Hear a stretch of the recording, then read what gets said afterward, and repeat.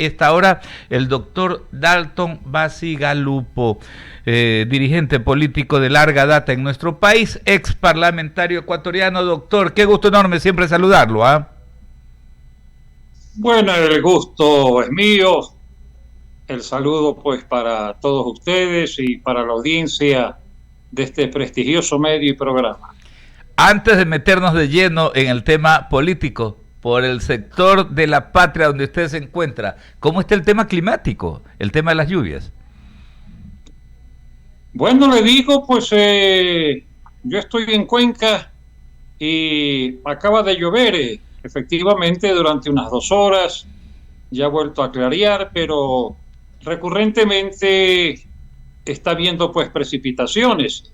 Y el INAMI pues ya ha visualizado que incluso pues durante la quincena primera de abril, igualmente habrá lluvias en el Ecuador, no fundamentalmente en la Sierra Norte y Sur y en la costa ecuatoriana, ¿no? Posiblemente también en la Amazonía, así que continuamos con las aguas. Claro que sí, y eso lleva, ¿no?, a que la autoridad electoral esté atenta a este tema. Definitivamente, pues, hay esa posibilidad de que precisamente el día domingo de Ramos, por cierto, inicio de la Semana Santa y fecha del balotaje, fecha de segunda vuelta electoral, pues, se registre lluvia en alguna parte del país. Hay algo que no podemos estar soslayando. Doctor, precisamente, ¿no?, 2 candidaturas finalistas, 2 mensajes. ¿Cómo llegan precisamente a 13 días del desarrollo de las elecciones? Por un lado, pues la candidata de la Revolución Ciudadana, la abogada Luisa González, y por el otro lado, ¿no?, el señor presidente de la República, que en este caso, pues, busca ganar un periodo electoral para completar 4 años de gestión administrativa, pues, y de alguna forma también poder desarrollar esas ideas que tiene. Bueno, yo creo que lo que está viviendo y expectando el país es que hay un candidato presidente que va en una línea de ascenso y de fortalecimiento de la esperanza, y una candidata que comienza a desgastarse paulatinamente. Mire usted el rotundo fracaso de ese tan cacareado acuerdo nacional. Mire cómo lo llaman, qué audacia. De ese cacareado acuerdo nacional entre Pachacuti y la Revolución Ciudadana, que terminó siendo un sainete. Yo escribí en Twitter que aquí ha habido 2 farsantes como actores políticos en relación a este pretendido acuerdo, porque el señor Issa, que ha perdido el apoyo de las bases, de la militancia indígena en todo el país, ¿no?, se presenta con gran alaraca diciendo que va a firmar pues el acuerdo junto con Pachacuti y la Revolución Ciudadana, y termina no apareciendo en Tixán, en el cantón Alausí. ¿Cómo puede usted pretender que durante todo un mes, ¿no?, se ha cansado a la audiencia nacional por la forma groseramente repetitiva de que ya se viene el acuerdo nacional, que el grupo indígena, que no sé qué, que las nacionalidades, que los sectores sociales, que no sé qué? Y resulta que el señor Issa ni siquiera aparece en el teatro de las operaciones, ni siquiera asiste a la firma de ese, entre comillas, acuerdo nacional. Y claro, pues, la señora González no le queda otra cosa que hacer también por su lado, pues, no, el tongo de hacer como que recibe el respaldo de un electorado que no la va a respaldar, porque esa se quedó solo. Entonces es una farsa del que ofrece y es una farsa de la que recibe. Ni el uno ha entregado nada, ni la otra ha recibido nada. La base indígena mayoritariamente ha rechazado desde hace rato al correísmo. Acordémonos que en 2 pasadas vueltas, segundas vueltas electorales, en el caso de Arauz con Lasso, la mayoría indígena votó por Lasso, y en el caso de Luisa González y Noboa, la mayoría indígena votó por Noboa. Eso se está constatando. Claro. El hecho de ayer, de este gran sainete de esta gran farsa montada groseramente ante el país. Lo ha desvelado.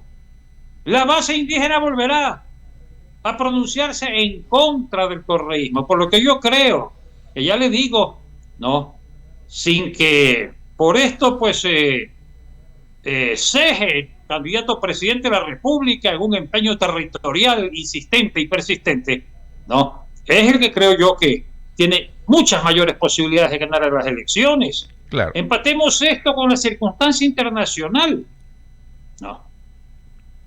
Mientras la señora Luisa González va pues a visitar pues como candidata presidencial del Ecuador a los adherentes al socialismo del siglo XXI en Uruguay y en algún otro país, a Lula da Silva, etcétera, resulta que el presidente Trump recibe pues al presidente del Ecuador, y no es que lo recibe pues para cenar, como algunos quieren insinuar maliciosamente, o para jugar 40. No. Ahí hay un compromiso de fondo que el país pronto tendrá pues que conocer y evidenciar. Ese es un respaldo político a la gestión del presidente Noboa, en el entendido que él va a ganar la reelección para mantener las buenas relaciones necesarísimas para el Ecuador entre Estados Unidos y nuestro país. ¿Qué pasaría si mañana, por una suerte de terremoto político, ganase las elecciones la señora Luisa González? Los Estados Unidos será nuestro principal observador y contralor sobre ese gobierno, porque saben a qué intereses obedecen, y qué debilidades tienen respecto a su relación con el dictador Maduro. Como yo lo vengo sosteniendo, Maduro está financiando la campaña de la Revolución Ciudadana, porque necesita un gobierno títere en el Ecuador, un gobierno que sirva de caja de resonancia y de apoyo político para sus decisiones al interior de Venezuela y respecto a su política exterior. Así que de eso está muy, muy cierto el presidente Trump, y el presidente Trump, por supuesto, que no quiere de ninguna manera que el Ecuador caiga en las garras del dictador Maduro. Y solamente apuntar algo adicional a lo que usted decía, ¿no? Con respecto al indigenismo, ¿no? Ya en primera vuelta, porque usted mencionaba, ¿no?, las elecciones de segunda vuelta, las dos pasadas, pero ya en primera vuelta también, en enero, pues, si uno revisa los resultados en las provincias que tienen mayormente pues población indígena, vemos cuál fue el resultado, pues, y quién ganó, ¿no? En primera vuelta, ¿no? Me refiero a Tungurahua, Chimborazo, Bolívar, Cañar, ¿no? Donde el presidente Noboa ya ganaba. Ahora, definitivamente... le hago una observación. Sí. Le hago una observación. Claro. Yo vivo en la provincia de Cotopaxi. Cotopaxi. Yo vivo en la provincia de Cotopaxi. Correcto. Yo sé lo que va a pasar en Cotopaxi. Ampliamente la provincia y su proporcionalidad en la votación indígena va a ser, le digo, favorable a Noboa, y eso va a pasar en el centro del país. Y es un indicador simplemente. Claro, y es la provincia de donde es oriundo el señor Leonidas Issa, ¿no? Va a recibir un rechazo total. Ya lo ha recibido. Lo que estamos esperando es que se confirmen las urnas, ¿no? Usted sabe que la prefecto de Cotopaxi, para abundar en el detalle, Lourdes Tibán, editó un libro que se llama Tatay Correa, donde relata la serie de atropellos que cometió el gobierno de Correa contra el sector indígena del país. Y ella fue víctima familiar del atropello de Correa, porque más allá que una vez le mandaron a pegar, a título de, entre comillas, quita marido, que el país recordará, violentaron a su hermano y lo encarcelaron abusivamente, al hermano de la actual prefecta de Cotopaxi, Lourdes Tibán. Entonces, ¿usted cree que la gente se puede olvidar de esto?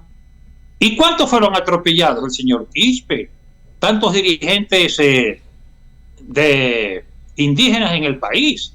Eso no se olvida, pero de eso se olvidó Issa por interés, porque él desde hace tiempo viene siendo peón político del correísmo. Él fue financiado por Correa para crear esas movilizaciones, que incendiaron Quito, que que le digo, pues arrebataron las libertades de movilización y de todo orden de la ciudadanía en muchas ciudades del país, que le quitaron el agua a los ambateños. Esos atropellos no lo olvida, pues definitivamente la ciudadanía de esos cantones que padecieron el terrorismo del señor Issa, ¿no? Que repito, viene siendo el peón político remunerado del correísmo, porque primeramente quisieron tumbar a Moreno y de manera secundaria o en segundo lugar quisieron tumbar al señor Lazo. Entonces este agitador terrorista, peón del correísmo, no ha tenido otra cosa, ¿no?, de alguna manera, que servir los intereses a los que está comprometido, porque repito, él recibió financiamiento en su momento para estas movilizaciones, para desestabilizar dos gobiernos en el Ecuador. Ese hecho censurable va a ser definitivamente cuestionado nuevamente en el voto popular. El país ya no quiere terroristas, incendiarios, robadores, ladrones de las libertades ciudadanas. No, el país quiere vivir en un ambiente de democracia y de libertad de movimiento y de acción. Doctor, y precisamente hablando de agitadores y hablando de financiamientos, incluso usted mencionaba lo de Venezuela, ¿qué peligro tiene nuestro sistema democrático de cara al proceso electoral de segunda vuelta, ¿no? Porque de alguna forma se han venido haciendo algunas advertencias, ¿no? Incluso temas de violencia que podrían generarse, de búsqueda de caotizar determinadas situaciones. ¿Qué tan fuerte es aquella amenaza, doctor? Usted ha vivido activamente la política desde el 78, 79, que nosotros marcamos como de retorno a la democracia. Ha visto tantos procesos, pero sin lugar a dudas, esto no tiene parangón también, ¿no? La situación actual, porque se mezcla con otros temas, con la inseguridad y con la presencia de las organizaciones narcocriminales que han logrado también hacer nexos con la política ecuatoriana. Yo le digo, el correísmo no tiene límites. El correísmo no tiene freno en su apetito de poder. Ellos están jugando el todo por el todo, porque Maduro los está financiando y Maduro les exige que ganen las elecciones como sea aquí en el Ecuador. Por eso tenemos que resistirlo definitivamente. Y yo creo que la voluntad mayoritaria del ciudadano ecuatoriano, más allá de que la primera vuelta terminó en términos estrechos, no, de votación, gradualmente en estos últimos días de la campaña va a ir incrementándose la diferencia en favor de Noboa. Vea usted lo que está pasando en Bolivia. Ya las noticias ya no son aisladas, ya se conoce mundialmente lo que está pasando. En Bolivia fundamentalmente. Ya están expropiando, ¿no?, la producción de los grandes ingenios, ¿no?, azucareros de Bolivia. Mañana aparecerán otros géneros de atropellos. Mañana habrá pues impuestos imposibles al patrimonio en Bolivia. Esa es una amenaza. Y como yo pongo en un tuit ahora al país, hay que poner las barbas en remojo. O sea, no esperemos que nos caiga pues la maldición, ¿no?, para esperar liberarnos de ella. Liberémonos a tiempo. Y la opción, le digo, de esperanza para un Ecuador nuevo, con una nueva generación de políticos y para enterrar a los viejos que quieren seguir mangoneando la política en el Ecuador, corruptos y miserables, es votar por esa nueva generación que está representando el candidato Noboa. Oiga, doctor, y ahí déjeme aterrizar un ratito, ¿no?, cuando usted menciona el caso de Bolivia. A mí me parece pues inverosímil, ¿no? Algo que le busco alguna explicación. Evo Morales tuvo 3 mandatos, 3 periodos presidenciales. A mí me parece increíble, ¿no?, que se haya dedicado justamente a boicotear, a torpedear, a atacar la administración de alguien que viene de su organización política, del movimiento al socialismo, del MAS, como es el actual presidente de la República, que fue incluso su funcionario, fue ministro de Economía y Finanzas, Lucho Arce, ¿no?, el actual mandatario. Pero es tal la locura de esta gente que busca perennizarse en el poder y que tal vez la única forma de salir es como salió Fidel Castro, solamente muerto, doctor.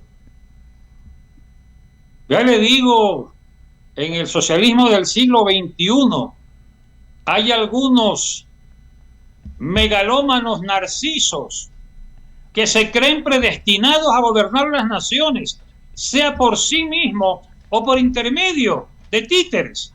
Entonces, cuando alguien ya no es el títere que él pensó que era, entonces a este hay que tumbarlo, a este hay que ver cómo se le quita el poder, cómo se lo desestabiliza. Y eso es lo que está pasando, le digo, en Bolivia. Arce, como usted dice, efectivamente fue ministro de Hacienda. Sí. No, de Evo Morales, y fue un gran ministro. Pero le digo, estos enfermos de poder, y Correa es un enfermo de poder. Él quisiera volver a gobernar el Ecuador.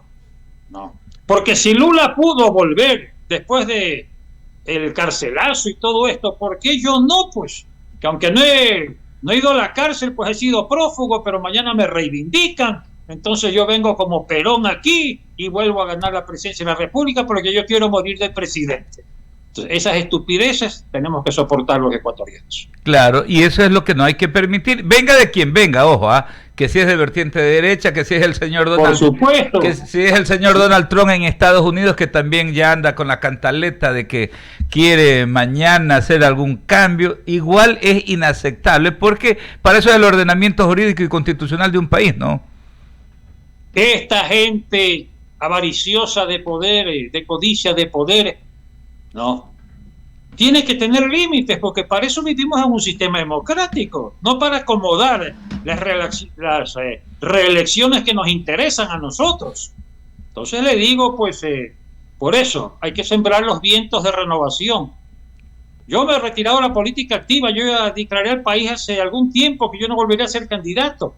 Me separé de un partido que creí que todavía tenía la posibilidad de recomponer su situación interna, pero cuando usted ve que la moral está por los suelos en las organizaciones políticas y no hay afán de cambio, entonces llega un momento dado que se frustran los relevos generacionales, como el que yo venía empujando al interior de Izquierda Democrática, y cuando vi pues que la corrupción imperante pues no permite ese relevo generacional, está mejor es separarse. Correcto. Y ser un vocero independiente, pero tratando de dar luces en lo que uno pueda, gracias a su experiencia, gracias a sus lecturas, a su formación política, de lo que uno cree honestamente que merece el país como destino nacional.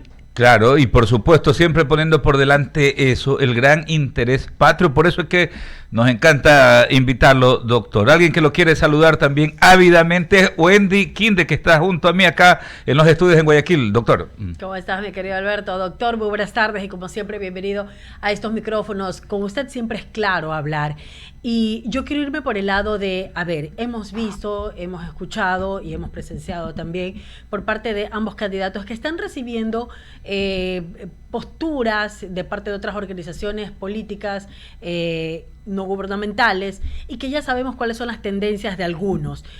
En tanto en cuanto son positivas o no son beneficiosas para los candidatos, indistintamente de la tienda política o de la aceptación que pueda tener entre la ciudadanía estos grupos, el apoyo que puedan estar teniendo estos dos candidatos. Estamos hablando de Luisa González y de Daniel Noboa. Algunos desde el principio dijeron no vamos a apoyar a tal o cual candidato, y ahora vemos que efectivamente sí se dan estas tendencias de decir, bueno, vamos a conversar, vamos a tender puentes, vamos a hacer acuerdos, etcétera, etcétera, pero no sabemos efectivamente en qué consisten estos acuerdos, qué tan beneficiosos o qué tan dañinos y destructivos pudieran ser para la imagen y para esta segunda vuelta electoral de ambos candidatos, estos apoyos, doctor. ¿Cómo los ve? Yo creo que casi la unanimidad de las fracciones políticas que compitieron en la primera vuelta presidencial y que obtuvieron resultados electorales bajos, ha inclinado ya su apoyo por Daniel Noboa. Usted ve pues que Correa se ha peleado hasta con Jairala, que era su aliado en el pasado. O sea, este hombre se ha peleado con todo el mundo. El MPD pues no puede decir que va a votar por Noboa, pues no, por pudor ideológico, pero dice pues que van a votar nulo. Pero ya sabemos pues, la mayoría de quienes puedan haber votado por la Unidad Popular, ex MPD, Ya sabemos porque no van a votar por el correísmo, ¿no? Habrán unos que anulen, habrán otros que digan no, más consistente es votar por una opción anticorreísta. El único actor político, la única organización, entre comillas, que ha pactado y que ha dicho que va a respaldar definitivamente a Luisa González es Pachacuti. Pero Pachacuti es un movimiento deshuesado. Ese es un membrete carcomido. Usted ya ve, pues, el paso en falso que dieron el día de ayer. Nadie cree que eso tiene sustento. No. Isa, para sostener su liderazgo, dice que pacta y se aprovecha de Churuchumbi, ahí que es el dirigente, pues, títere, pues, de Isa en Pachacuti. Y la otra va a ser el teatro que recibe un apoyo inexistente. No. 4 o 5 majaderos, y ahí sí lo digo porque no son presidentes de la República, 4 o 5 majaderos, ¿no?, que apoyan al señor Isa. El resto de la base indígena definitivamente votará contra el correísmo. Y ese contra correísmo significa una dosis de voto nulo y una proporción enorme de votos por el candidato Daniel Noboa. Eso es todo. Doctor. Se quedaron solos, ni siquiera con Pachacuti.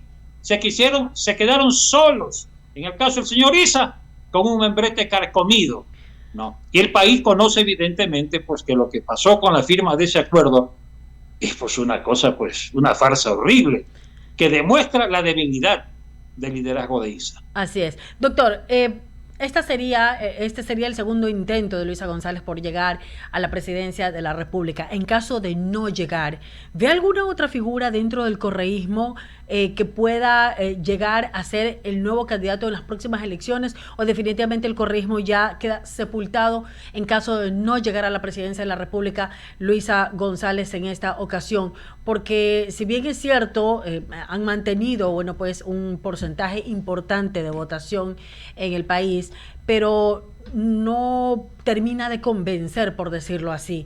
Entonces, dentro del correísmo, ¿es la única carta que tiene el correísmo Luisa González? ¿Ve alguna otra figura, o definitivamente luego de estas elecciones, en caso de ganar Daniel Noboa, sería la firma que el país les ponga al correísmo, a decirles no más al correísmo?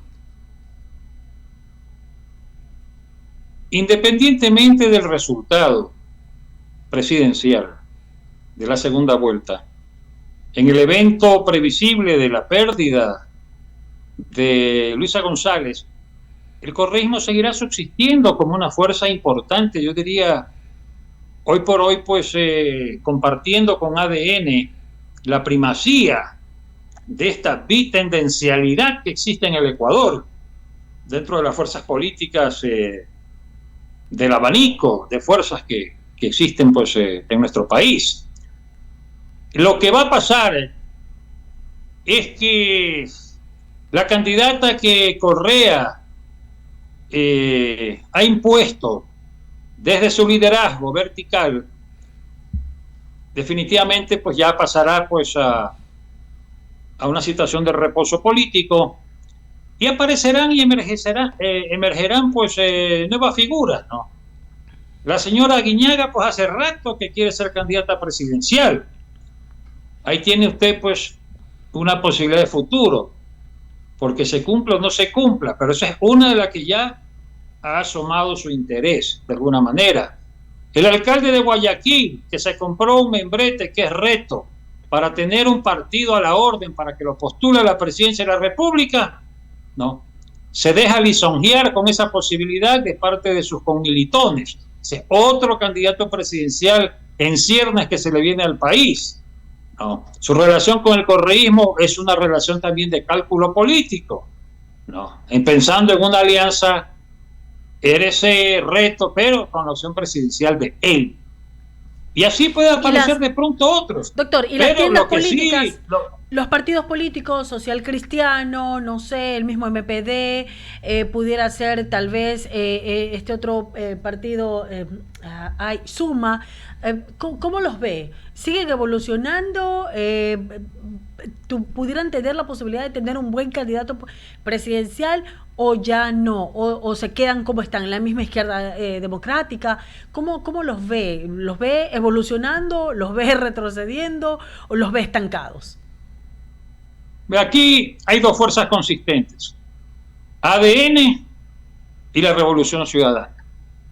Los otros partidos y organizaciones políticas tienen que hacer un esfuerzo tenaz de renovación, ¿no?, de recomposición de su accionar político, de su metodología política, de su ética política. En muchos casos dejar de ser membrete donde un candidato aspirante va y compra una candidatura. Aquí se han convertido algunas organizaciones políticas, simplemente, ya le digo, pues en tiendas de compra y venta de candidatura por intereses inconfesables. No. Entonces, si no hay un esfuerzo tenaz en valores, en ciencia política, en cultura política, en penetración de análisis sociológico de la realidad ecuatoriana, simplemente seguirán siendo membretes que subsisten al calor de la compraventa de candidaturas, y por eso usted ve que hay candidatos que se lanzan sin tener partido. El caso del señor Tillería, ¿no? El caso, pues ya le digo, del ex general de la policía, que le quitaron el visado americano, etcétera. Se lanzaron y fueron luego a ver dónde compraban la candidatura. Y esto lo conozco yo por el caso de Izquierda Democrática, ¿no? El señor había tocado las puertas de la Izquierda Democrática para ver si le vendían la candidatura. El señor Tillería se compró su candidatura en Avanza.